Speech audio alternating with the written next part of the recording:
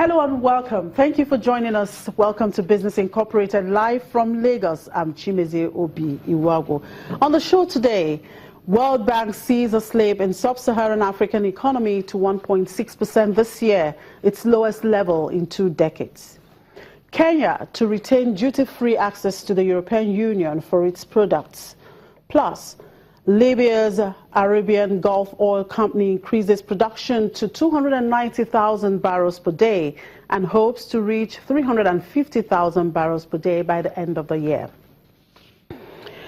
The economic growth in Sub-Saharan Africa is likely to slip to 1.6% this year, its lowest level in 2 decades, due to continuing woes in the continent's largest economies, South Africa and Nigeria. This is according to a report released by the World Bank on Thursday. Africa has been one of the world's fastest growing regions over the past decade, but commodity slump has hit its oil and mineral exporters hard, bringing growth down to 3% in 2015. However, other countries, including Ethiopia, Rwanda, and Tanzania, have continued to record GDP growth above 6%, according to Africa's Pulse, the bank's twice-yearly analysis of economic trends. The report, which was unveiled in Ivory Coast's commercial capital, Abidjan, also singled out Ivory Coast and Senegal as top performers. According to the report, despite a recent timid recovery in commodities, prices are expected to remain below their 2011-2014 peak levels. And Kenya's trade minister says the country will retain duty-free access to the European Union for its products, reassuring exporters who feared problems in clinching a deal between the EU and the East African community could lead to tariffs. Now, Kenyan businesses have been alarmed by delays in signing the trade pact, known as the Economic Partnership Agreement between the EU and 5-nation East African community, after reservations raised by Tanzania. Kenya stood to lose most as it would have lost duty and quota-free access, whereas other EAC member states are categorized as poorer nations who keep that access whether or not the more comprehensive trade deal is signed. The deadline for the EAC to finalize the agreement is October 1, and there are fears that Kenyan goods could be locked out or become subject to tariffs. And in Europe now, a flash estimate of Eurozone inflation in August showed a tick-up of 0.4% year-on-year, in line with consensus.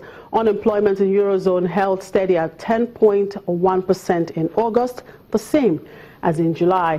In the UK, second quarter gross domestic product figures were revised up to show economic growth of 0.7% from the 0.6% previously thought. And let's see the impact of these data on today's trading. Javier Aguedas, DWTV Channels TV correspondent, joins me now. Good afternoon, Javier. Thank you very much for joining us. Now, a number of data coming out from your end, Eurozone September inflation, which peaked, the unemployment data, and of course, UK GDP data revised. How is the market digesting these slew of data? Hi, Jimmy. Well, the day has been rather slow. We have seen a reaction in the markets that has not been that. The inflation date for the important, let's not forget that wants to increase inflation. It wants the inflation to reach 2%, which is far away, but at least there is some type of progress.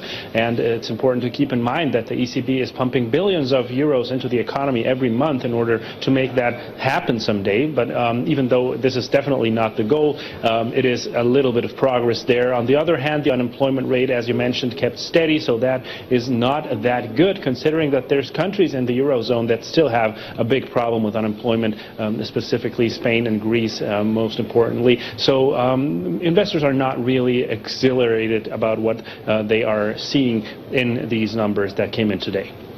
Right, Javier, looking behind you, I could see, surprisingly, the DAX taken up, and I know that Deutsche Seems like Bank... I lost the line because I cannot hear you. Okay. Well, Javier, if you're hearing me now, I was talking about... I can hear you. I can hear you, Jimmy. Right. I was talking about the DAX index there taken up. Just wondering if the woes of Deutsche Bank, which has actually affected all the markets, both Asia and the U.S. market, has not affected your market today. In any case, I refuse to talk about Deutsche Bank today because I don't know when their crisis would ever end. Now, let's look at the trading week and, of course, the third quarter of this year, which has come to an end today. What are the major highlights that drove the market this quarter?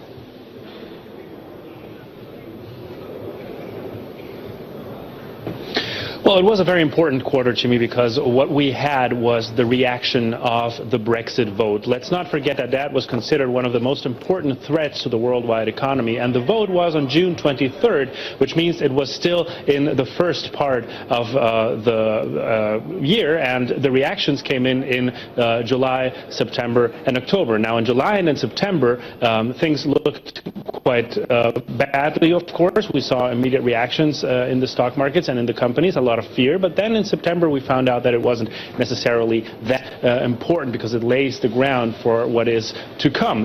Here in Germany, specifically at the DAX, well, of course, we had two very important topics that are continuing to affect the markets, which were the Dieselgate scandal with the developments at VW, at Volkswagen, and, of course, Deutsche Bank and Commerzbank that are now essentially the focus of attention. And that is unlikely to change in the near future because both companies that were, as you know, symbols of the German economy, iconic companies in the country, are suffering from what are essentially ethical conflicts and problems. And that is a game changer for the whole of the industry and will continue to join us. Now, going into a new quarter, what is the outlook for the market?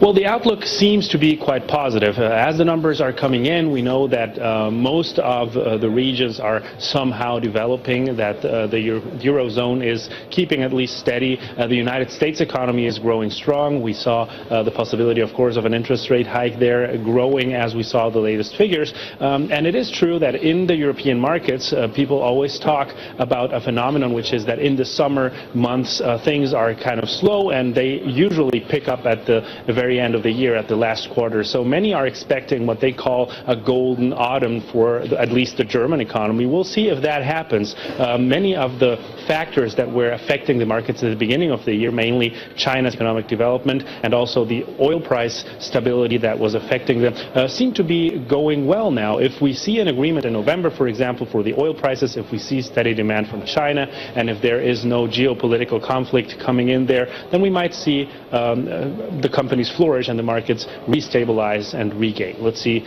if that really happens. We'll see to that. Thank you very much for your time, Javier. It's been a wonderful week with you. Do enjoy your weekend.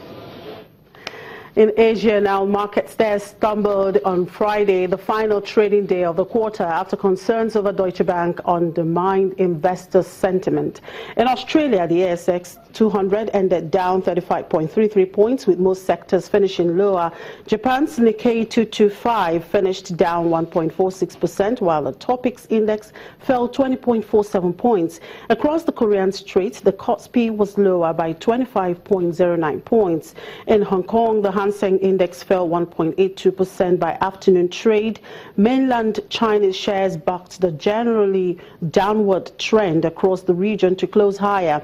The Shanghai Composite added 7 points, while the Shenzhen Composite gained 9.68 points.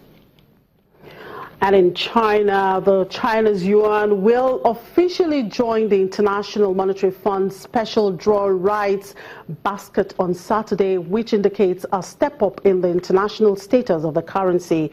Economists say the inclusion is first and foremost a recognition of the substantial reform efforts conducted by Chinese monetary authority.